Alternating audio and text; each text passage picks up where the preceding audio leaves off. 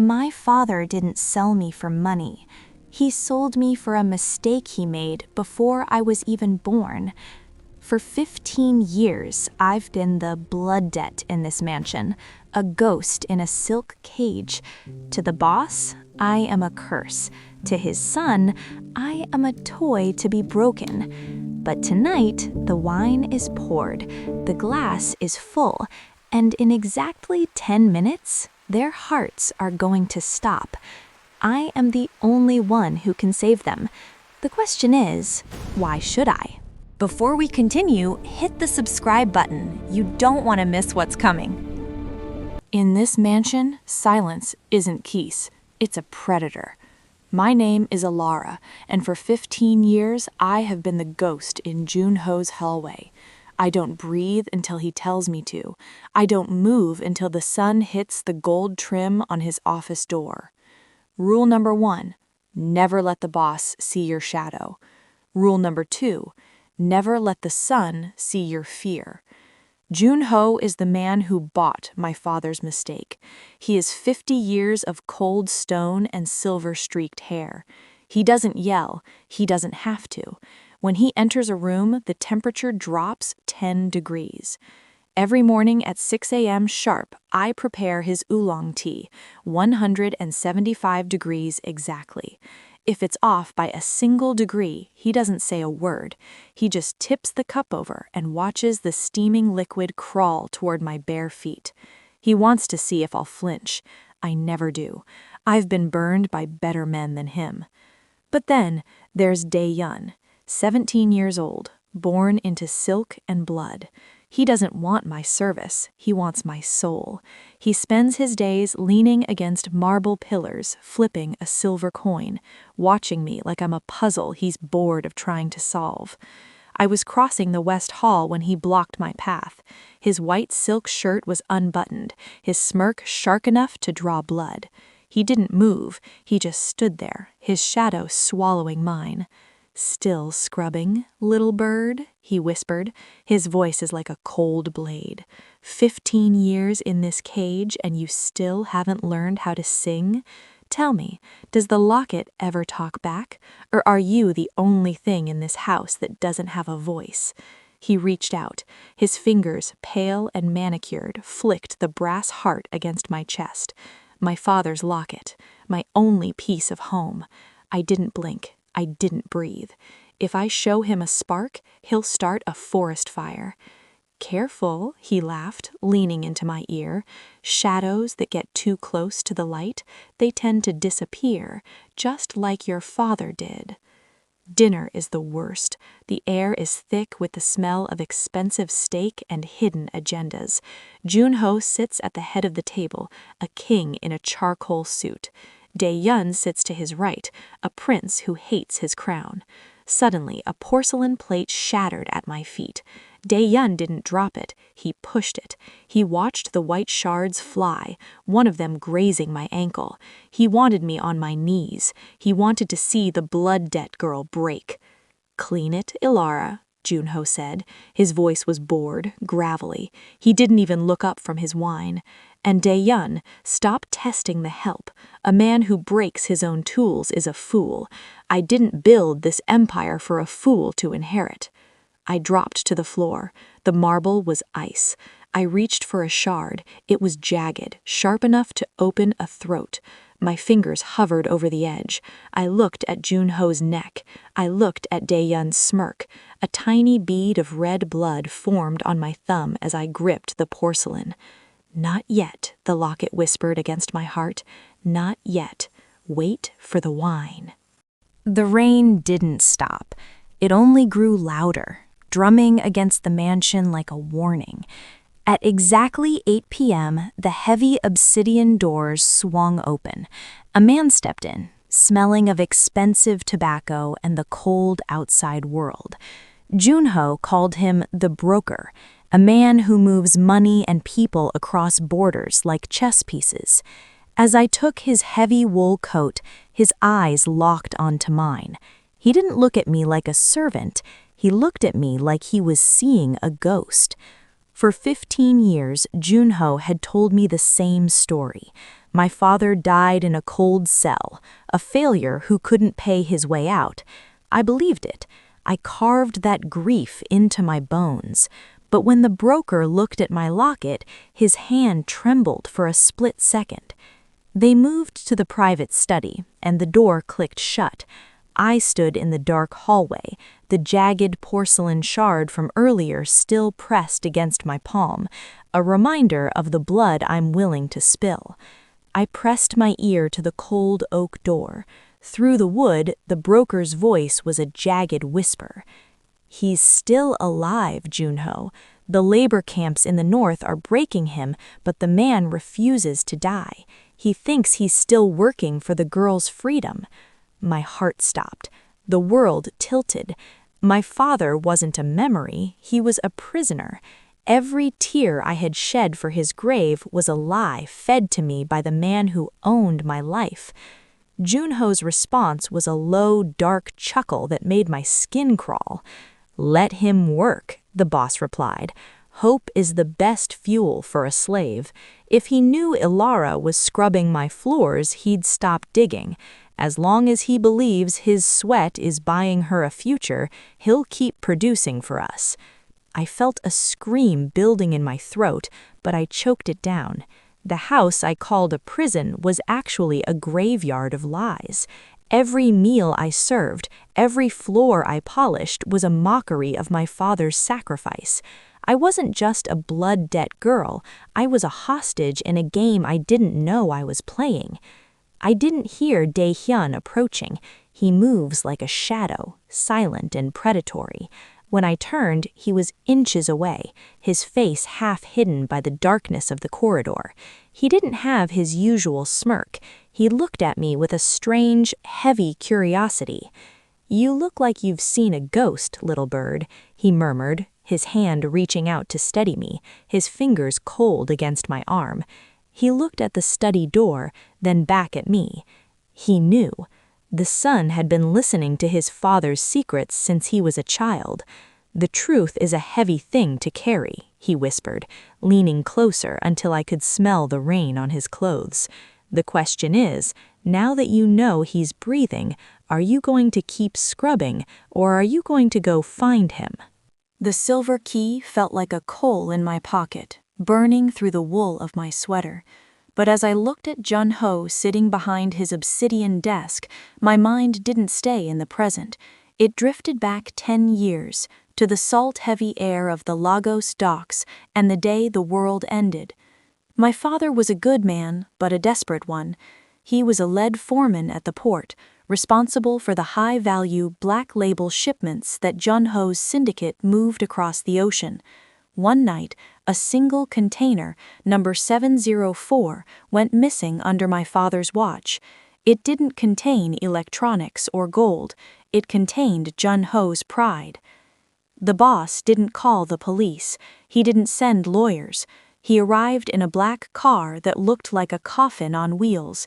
I remember the way the African sun glinted off Junho's silver-streaked hair as he stood on the dusty pier. He told my father that a mistake of that size wasn't paid for in currency. It was paid for in time and blood. Because my father couldn't produce the missing cargo, Junho took the only thing he had left, me. I was 6 years old when I was handed over as collateral, a human down payment on a debt that was designed to never be paid off. My father was dragged away in chains, told he would be working the deep-sea mineral mines until the value of the lost shipment was recovered.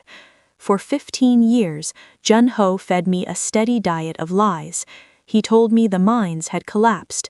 He told me my father had died screaming my name, leaving me alone in the world with no one to protect me but the man who stole me. He turned me into a ghost, a blood-debt girl who scrubs floors to pay for a dead man's sins. But now I know the truth. My father is alive, breathing the dust of a labor camp, digging for a freedom that Junho never intended to give him. The consequences for my father's mistake were meant to be eternal. Junho didn't just want his money back, he wanted to break a man completely by owning his legacy. That is why I am in this house. I am not a maid. I am a trophy.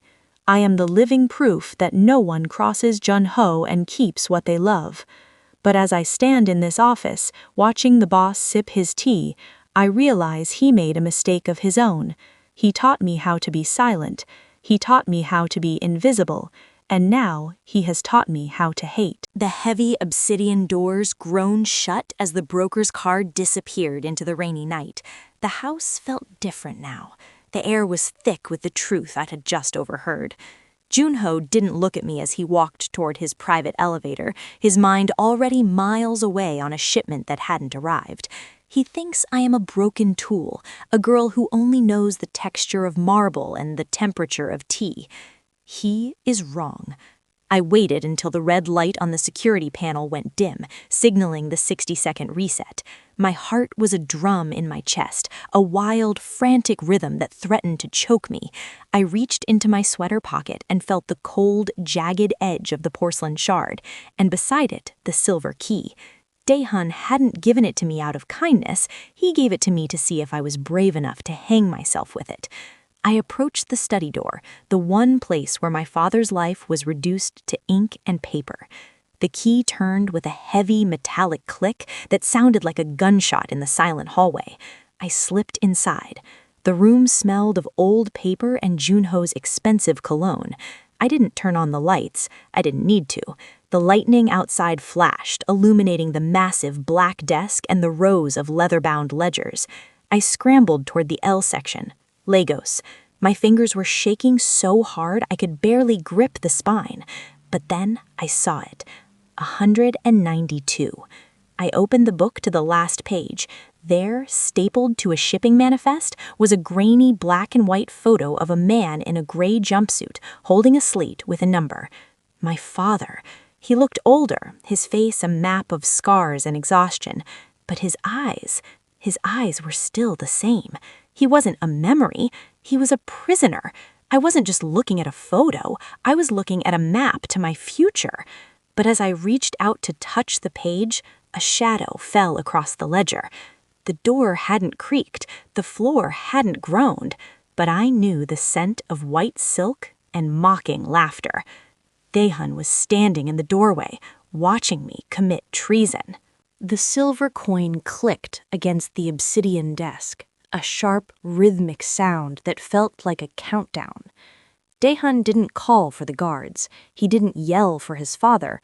He just stood there, the moonlight catching the sharp angle of his jaw and the cold white silk of his shirt.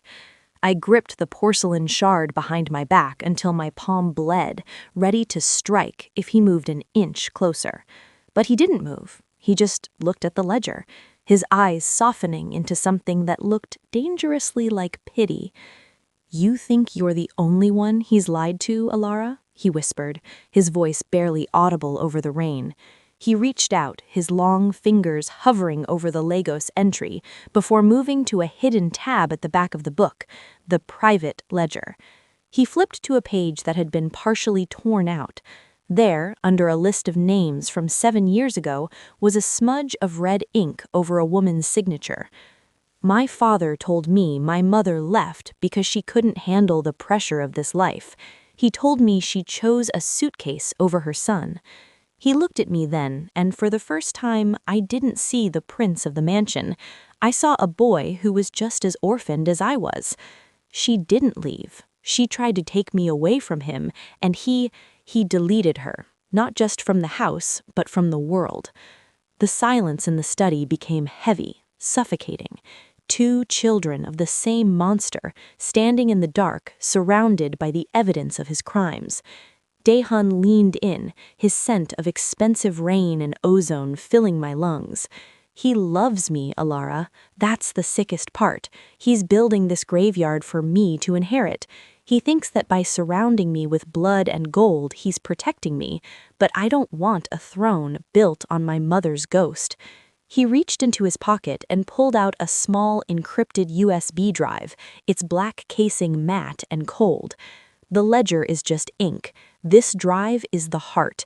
It contains the GPS coordinates for every labor camp, every offshore account, and every deleted person my father has ever touched. He slid the drive across the desk toward me. My hand trembled as I touched it. "I can't steal the decryption key from his bedroom safe," Dae-Hyun murmured, his eyes darting toward the ceiling where his father slept. "He's a light sleeper, and he knows my heartbeat. But you are the shadow he never looks at. You are the girl who cleans the dust he doesn't see. You get me that key, and I will give you the gate codes. I will give you the car. I will give you the life Jun-ho stole from us both." He leaned even closer, his breath warm against my ear. "Do we have a deal, little bird? Or do you want to spend the next 15 years scrubbing the floors of the man who killed my mother and caged your father?" The silver key was gone, replaced by the cold weight of the black USB drive in my waistband and the porcelain shard in my right hand. Dae-Hyun had vanished into the shadows of the West Wing, leaving me alone in a hallway that suddenly felt a mile long. To reach Junho's bedroom, I had to cross the Great Gallery, a space covered in motion sensors and silent cameras. But I had been cleaning these floors since I was 6. I knew where the blind spots were. I knew which floorboards groaned under the weight of a secret, and which ones stayed silent as a grave. I stripped off my shoes, my bare mahogany feet pressing against the freezing marble. Rule number 3, a ghost makes no sound. I moved in sync with the thunder. Every time the sky cracked open outside, I took 3 rapid steps. When the silence returned, I froze, becoming part of the shadows. I passed the portraits of Junho's ancestors, men with cold eyes and iron hearts who seemed to watch my every move.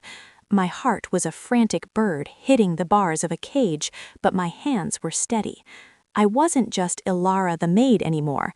I was the blade my father had accidentally forged 15 years ago. The door to the master suite was a slab of reinforced steel disguised as rosewood. It didn't have a keyhole, it had a biometric scanner, but Dae-Hyun had whispered the bypass, a sequence of taps on the frame that tricked the sensors into a maintenance loop. The door hissed open with a sound like a dying breath. The air inside was different, thick with the scent of expensive sandalwood and the heavy, rhythmic breathing of a predator at rest. Junho lay in the center of a massive silk-draped bed, his silver-streaked hair fanned out against the black pillows. He looked human while he slept, but I knew better. I knew the blood that had stained those hands. The safe wasn't behind a painting. That was for amateurs. It was built into the base of the nightstand, inches from Junho's head. I dropped to my knees, my breath coming in shallow, silent gasps. The floor was carpeted here, thick and plush, swallowing the sound of my movement. I saw the digital interface of the safe, a small, glowing blue square. I reached into my pocket for the bypass device Dae-Hyun had given me, but my fingers brushed against the porcelain shard instead. I looked at Junho's exposed throat. It would be so easy. One quick motion and the debt would be paid in full. But then I remembered the photo in the ledger. A dead boss couldn't tell me where the labor camp was. I had to choose, revenge or rescue. The safe didn't groan. It hissed, a high-tech exhale that felt like a trap springing shut. Inside, the blue light of the keypad illuminated 3 things. First, a small silver titanium card, the decryption key. Without it, the black USB drive Dae-Hyun gave me was just a piece of plastic. With it, I could expose every grave Junho had dug. I grabbed it, my fingers cold against the metal. But as I reached deeper, my hand brushed against something soft, something that didn't belong in a billionaire's safe. It was a bundle of envelopes, yellowed and tied with a piece of frayed, dirty twine. My breath hitched. The handwriting on the top was unmistakable, the jagged, slanted script of a man who spent his life gripping a pickaxe. To my little bird, Lagos. I pulled one out, my hands shaking so violently the paper rattled. It was dated 5 years ago. "My Elara," it read. "The guards tell me you are back in school. They say the extra shifts I took in the deep vein mines paid for your tuition. Only 2 more years, my love, and I will be home to take you to the beach." The room went icy. My father hadn't been working off a debt for 15 years. He had been paying for a ghost. Junho had been intercepting these letters, stealing the extra shift money my father earned with his blood, and keeping me here as a trophy of a debt that was settled years ago. I wasn't a servant. I was a stolen life. A sudden, terrifying silence filled the room. The rhythmic, heavy snoring from the bed, it had stopped. I didn't move. I didn't breathe. I just stared at the letter in my hand. "He writes a beautiful letter, doesn't he?" The voice came from the darkness of the pillows, smooth and cold as a razor blade. Junho didn't sound tired. He sounded amused. A lamp clicked on, a warm golden glow that felt like a spotlight on my execution. The boss sat up, his silk pajamas uncreased, his silver-streaked hair perfectly in place. He hadn't been sleeping. He had been watching me on the thermal feed from his tablet. "You found the decryption key," he said, nodding toward the silver card in my hand. "And you found the truth. Most people can't handle both at once, Elara. They usually crumble." He swung his legs over the side of the bed, his bare feet hitting the carpet with a soft thud. He didn't look angry. He looked like a scientist watching a successful experiment. Dae-Hyun thinks he's clever, giving you that drive, but he forgets who taught him how to play the game. Now, you have the key and you have the proof. The question is, do you have the courage to walk out that door, or are you going to stay and let me explain why your father is never coming home? Junho stood up, his silk robe flowing behind him like a shadow. He took a slow, predatory step toward me, his hand outstretched for the silver decryption card. "Give it to me, Elara. You've played your part. Don't make me add your name to the deleted list alongside your mother's memory." "Her name isn't on a list, Father. It's on a tombstone you never let me visit." The voice came from the doorway. Dae-Hyun stepped into the golden light of the bedroom, his white silk shirt unbuttoned at the collar, his eyes colder than the storm outside. He wasn't hiding anymore. He walked over to my side and placed a firm, steady hand on my shoulder. The prince had officially joined the revolution. Junho stopped, a rare flicker of confusion crossing his face. "Dae-Hyun? What is this? You gave her the drive? You led her here? Is this some twisted game of yours?" "The game is over," Dae-Hyun said, his voice dropping an octave. "I saw the ledger, Father. I saw what you did to her father, keeping him in a hole while he paid for a debt that was settled years ago. And I saw what you did to Mom. You didn't protect me from her weakness. You protected your empire from her truth." He looked down at me, then back at his father. "Elara isn't a tool. She's the witness you were too arrogant to silence." Junho let out a short, dry laugh. It was the sound of a man who still thought he held all the cards. "You think a USB drive and a few letters can topple me? I own the police. I own the ports. I own the ground you're standing on." He reached for the marble nightstand and pressed a hidden red button, the silent alarm that would bring 20 armed guards to the room in seconds. "You've made your choice, son. Now you can watch her disappear." We waited. 10 seconds. 20. The mansion remained silent, save for the rhythmic drumming of the rain. No boots on the marble, no shouting in the halls. Junho pressed the button again, harder this time, his composure finally cracking. "Where are they? Security, to the master suite!" Dae-Hyun pulled a sleek black smartphone from his pocket and tossed it onto the bed.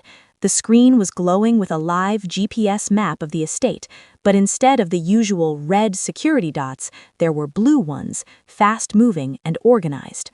"They aren't coming, Father," Dae-Hyun murmured, a dark, satisfied smirk finally touching his lips. He nodded toward the silver decryption key clutched in Elara's trembling hand. The moment she pulled that card from the safe, it triggered a dead man's switch I installed months ago. The encrypted drive I sent to the bureau 3 hours ago, it just received the key it needed to unlock.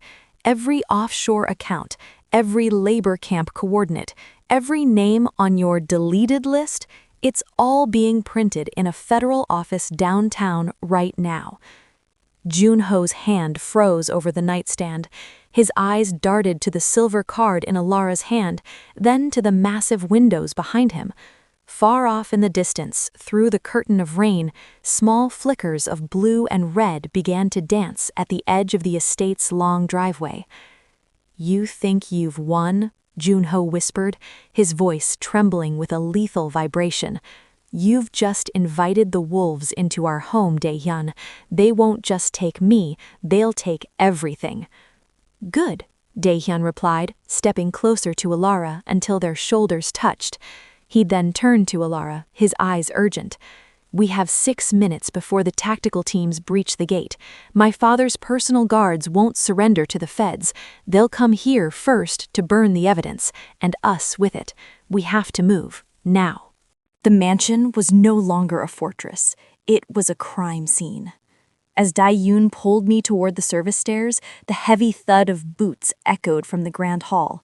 Junho's black-tie loyalists, men who were paid too much to surrender, were moving. They weren't coming for the boss. They were coming to burn the evidence, and we were the only witnesses left. "The North Gate," Dae-Hyun hissed, his white silk shirt now stained with the oil and dust of the crawlspace. We burst through the heavy kitchen doors and into the pouring rain. The cold hit my mahogany skin like 1,000 needles, but I didn't stop. I clutched the bundle of my father's letters to my chest, as if they were my own heart. Behind us, a sudden orange glow lit up the master suite windows. Junho was burning his own sanctuary. We reached the silver SUV idling near the perimeter. As the federal helicopters roared overhead, their searchlights cutting through the rain like white blades, the front doors were kicked in. I watched from the back of the silver SUV, the armored 2026 executive sedan Dae-Hyun had hotwired, as the man who had owned my life was brought out.